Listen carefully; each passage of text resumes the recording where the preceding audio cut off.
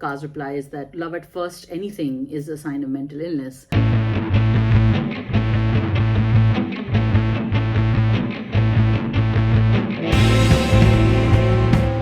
Hello everyone, this is Ajaz. As always, we are going to be talking about films, movies, dramas on my YouTube channel. And this time, the film that I'll be talking about is called What's Love Got to Do With It? Now, Jemima Khan, who has written this story, who was previously married to Pakistan's ex-PM Imran Khan, and she's had a very curious journey with Pakistan. She said that this is her love letter to Pakistan. So let's see what this love letter really says. Jemima has spent a lot of time in Pakistan. Her sons still come visit, and obviously, people of Pakistan still feel very much connected to Imran Khan's ex-wife. So, what is that love letter? What is it really saying? And what is the story all about? So, let's delve into it. The film is basically about a white girl, a British girl, who's exploring romance in her own terms, set in the context of what British society is. She has a very close friend, Kaz, which is played by Shahzad Latif, and the main female protagonist is Lily James. So her relationship with her own culture and identity is not definitely at any odds, but she is trying to explore relationships in her own terms for her own self.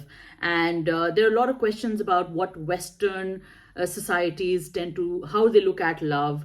There's a comment about divorce rates. There's a comment about what it is to be, how men are commitment phobes there. And then, she sees relationships around her crumbling as well.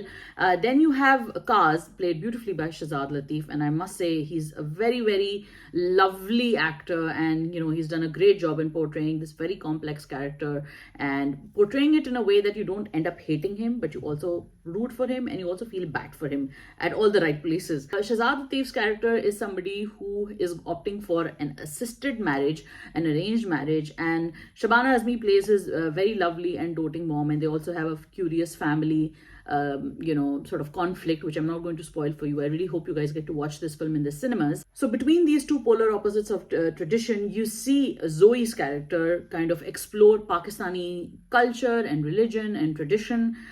So in that way, Jemima has a very sort of limited scope of what she's trying to say about Pakistani culture, because, as soon as the Pakistan, sphere opens, you have three fat women wearing full-on niqabs and burqas and chadar, and you have this whole lecture about how covering up is, a way of life, and then not covering up is a Western way of life by Kaz's father. But at the same time, I feel like it's a very stereotypical and a very limited vision of Pakistan from Jemima's eye. Or maybe this is the story that she was trying to tell, that Pakistan is steeped in culture, but there are very good things about it as well. Not that I'm saying that there's anything wrong with that, not that there's not that side of Pakistan that doesn't exist, but there's also a very different side of Pakistan as well, which has not really been looked at in any part of the film. There's a modern, vibrant culture to it.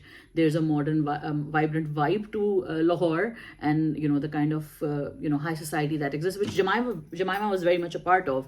That society isn't really explored at all. It's a very short cross section of what Pakistani society is in terms of how it portrays itself in this film.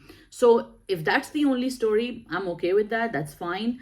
But then there is a lot more to Lahore. There's a lot more to Pakistan. Maybe in Jemima's upcoming features or any other story that she decides to write, can be explored there. But this love letter seemed to be a bit myopic.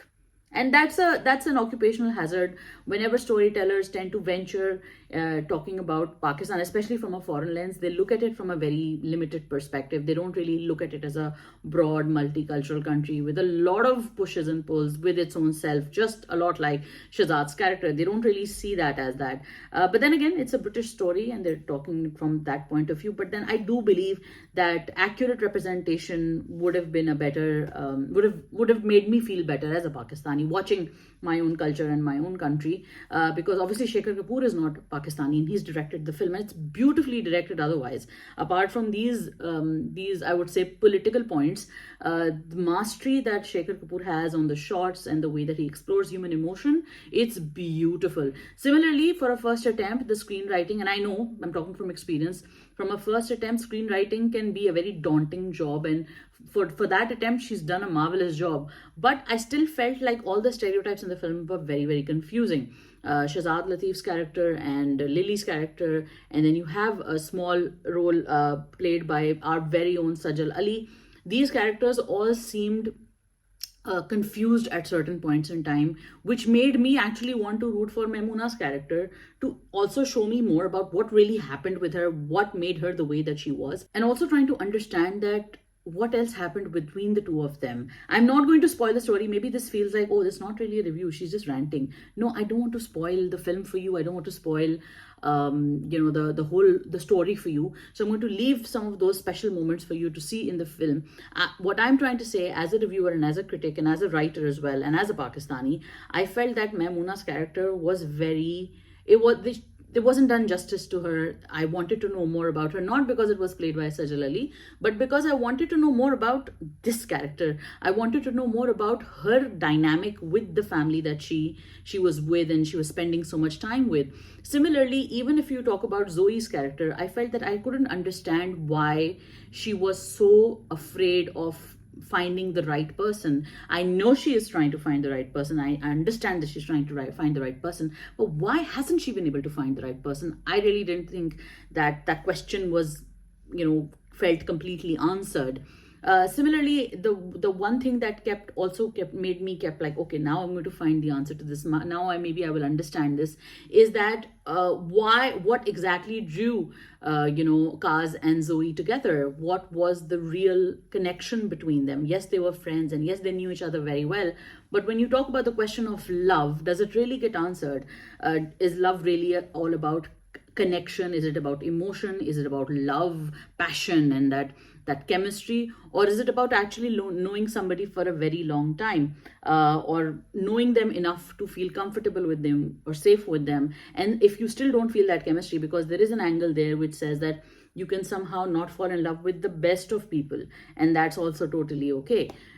So the question of love seemed conflicted. The answer really seemed conflicted. I really didn't get the answer that I was hoping to look for. Some kind of conflict resolution for the characters.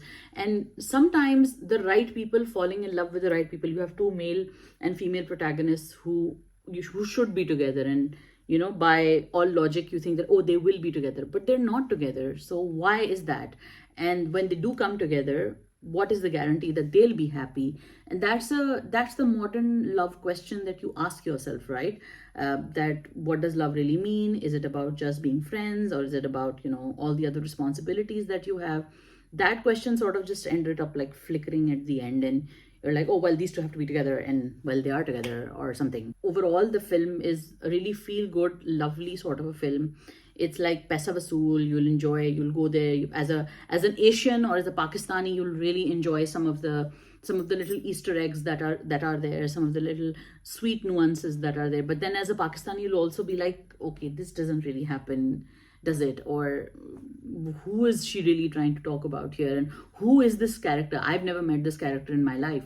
But there will be other characters that you've met in your life, and there'll be little words and sentences that you've heard in your life. So that kind of resonates with you really, really beautifully. This is a very important time in Pakistan because you've got these amazing artists who are getting the representation they deserve.